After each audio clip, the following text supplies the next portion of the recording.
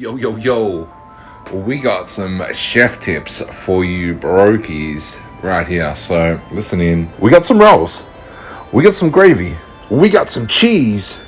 And we got some chips. We are going to make chip, cheese, and gravy roll. So we're about to make that.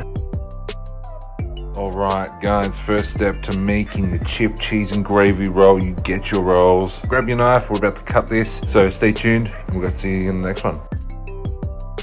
Yo, we're back. We just cut up our rolls. Now we've got the chips in the microwave. We're gonna microwave those for about like a minute or so.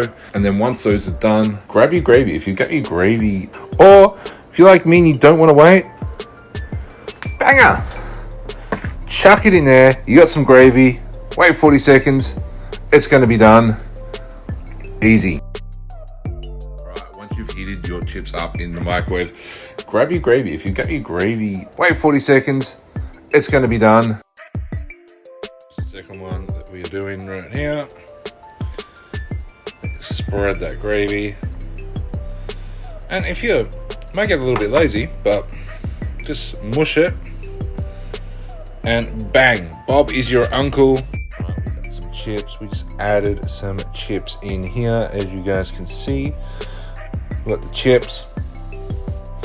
Some extra gravy.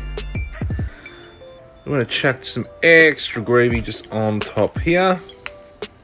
And then we're going to add the cheese. And that, my friends, is a chip, cheese, and gravy roll.